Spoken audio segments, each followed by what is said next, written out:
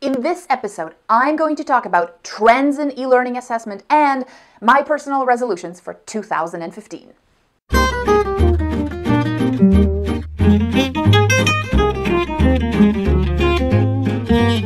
Hello and welcome to episode 9 of Ask Sabramowicz, where you ask your instructional design questions on Twitter using the hashtag AskSabramowicz, and I, Anna Sabramowicz, your host, answer them. Welcome, 2015, baby! It's going to be a great year. So this year, everybody's talking about New Year's resolutions, and I took a little bit of time off to personally reflect, and I've decided that 2015 is just going to be the year where I finish a lot of projects. See, I'm the kind of person who starts a lot of things, and they just drag on. Something new comes along and takes my attention away, and there's all these little details that I always want to wrap up and go back to and iterate on, and that's what I'm going to focus on this year. That's my personal goal, and hopefully professionally too. I get to go back and revisit some older projects and rework them and apply some of the experience from last year to make them better this year. And actually, I might as well start with that question of the day. What are you working on this year? What's your 2015 awesomeness going to be? Anyways, so with that, I've been harassing some people, and guess what? I got tons of questions. I'm going to tackle one of them today. So let's hear it. Robert asks, what do you see as potential trends in e-learning assessment strategies? How can we improve the assessment of our learners? Robert, thank you so much for your question, and it is an awesome question, and I know you may think that I say that to all the questions, but this one is actually very important to me because that's the business I'm in. And really, when you think about what us as instructional designers, what we do, it's not how well we present content, which seems to kind of be the prevalence out there. It's how cool can you make content look? It's how awesome are your assessments? How valid are they, right? And to tell you the truth, for the longest time, I had this idea that when I looked at some of these assessments and the quality of them and what they were actually measuring, I thought that the drive to improve those assessments, for them to be more contextual and for them to be more useful to the learner, I thought that would actually come from the learners. I thought they'd be like looking at all these other things out there in the world and going, what you're giving to me here right now is not useful. I demand more. I demand more context. I demand more value. And then I realized it's not going to happen, because when the typical corporate learner, when they're asked to sacrifice an hour of their time to go away somewhere and learn, they're getting paid for that time. And then they're saying, hey, they treat me like a child. They give me everything that I want up front. I mean, they really assume I know very little. So it's not really hard work. Then I answer some quiz questions, which really are just, the end test. And I get a certificate. Why would I argue with that? Like, why would they want to change that? It's easy for them. The person, the people, the organizations that are going to have to change that are the employers, are the institutions that rely on that output, on that value to translate into something meaningful. So they're going to be the people who are going to be pushing back and saying, is this valid? Are we measuring the right things? And I know I'm going to get to the point of this eventually, but what I'm thinking is that, like, imagine this scenario. Have you ever pictured this in your mind? Two employees are talking, and one of them says, hey, did you know that Jim got fired for stealing? And then the other guy goes, well, there's no way it could be Jim because he passed that ethics quiz. Like, he got 20 out of 20 on that ethics quiz. Yeah, and how many ethics quizzes have you seen that really expect the learner to just regurgitate terms and regurgitate certain laws that would maybe hold them accountable for certain trespasses? So, or another one would be, where I see this very commonly in, let's say, sales scenarios where you're like, hey, Sarah isn't making her sales this week. I don't know why. I mean, on that quiz she had where she put the sales in the right order, the sales sequence, I mean, she rocked that. She, in the classroom, she could, She could say that sequence backwards.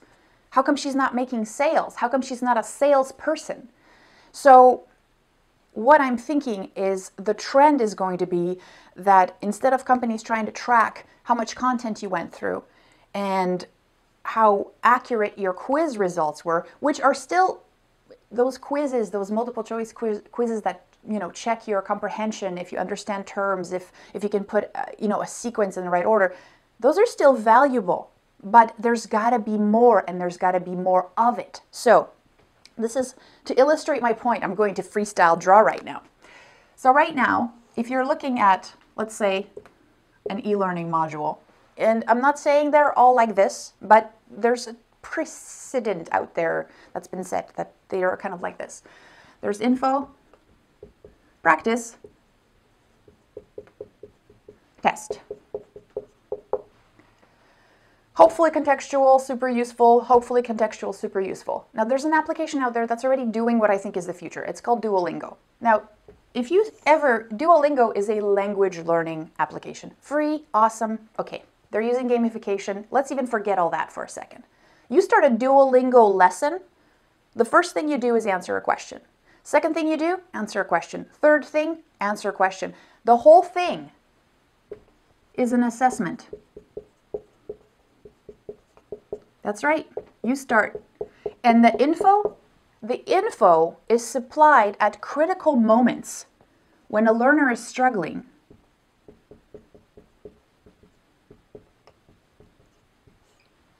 To provide that information in the context of a question. Now there's another thing with this assessment. Sure, at the end of Duolingo you can certify, you can take a test to prove your competence in French or whichever language you're doing. I'm doing French right now. But what the difference is, and what we should all be striving towards, is that the assessment is not an end-sum-all type of situation, but what happens is the assessment itself is a learning opportunity. Every single one of these questions is an opportunity for me to learn, to get more, to get immediate feedback, and maybe apply it in the next question. And this loop continues. And the more that we decide that we're going to let learners who are very smart, much smarter than we think, we give them situations and we tell them, hey, you know what?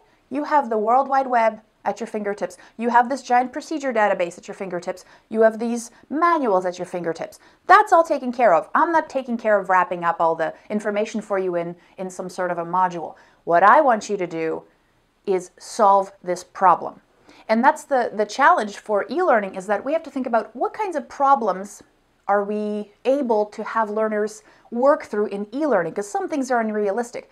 And I think when we think context and something that's really realistic, we're always thinking to the pinnacle, the Cadillac of e-learning, where you have a 3D simulated experience and you're learning how to fly that plane or operating the kitchen range. It doesn't have to be like that. A lot of the things that we're actually trying to build have to do with people's decision-making skills, people's soft skills. So you could make those skills, extract what those essentials are, like how do you say hi to somebody who obviously knows you're going to try and sell them something? How do you get them to warm up to you? Those are decisions, those are critical thinking, those are creative thinking, practical thinking. So this assessment doesn't have to be complicated or complex or extremely high production. What it has to be is very thought out, well thought out sequence of the kinds of decisions that a learner would need to make in order to succeed in the real world. And you don't have to replicate every aspect of the real world. You have to simply replicate the kinds of situations that would allow them to make the kinds of decisions that would help them when they get there. So that's what I think the trend is. Assessment, assessment, assessment, and the learner will just go in and simply start with being asked a question and then thinking on their feet, because those are the kinds of people really we want to be working for us, people who can figure things out, not people who can remember facts. I mean, that's good. Yes, you still have to remember stuff, but imagine people who are industrious, who are like, oh, I know where to find that. I know the way to find that. I know who to ask to find that. So exploring those resources, I think that's going to be the next step. And there are people already out there doing all this awesome stuff. There are games out there doing all this awesome stuff. So Let's explore, play with some Duolingo, deconstruct it. I'd love your feedback in the comments. And also, 2015, it's going to be great. So let's build some of this stuff. I'd love to see your examples. Take care. Oh shoot, I forgot for them to say to subscribe. Okay, I'm going to say that right now, seriously. So it's a new year. I want to produce way more episodes for you. Send in your questions at Ask Sabramowicz, and I'd love to answer them. And also, subscribe to my channel to let me know that you're finding this useful. And now I can say, seriously, take care. Hey, you know what? You should subscribe. You know, I drop a lot of knowledge bombs here. Some of them are weird, but you know, they're all reflective thinking about instructional design and my own experiences, and I think you'll find them useful. And yeah, subscribe. I'll see you later.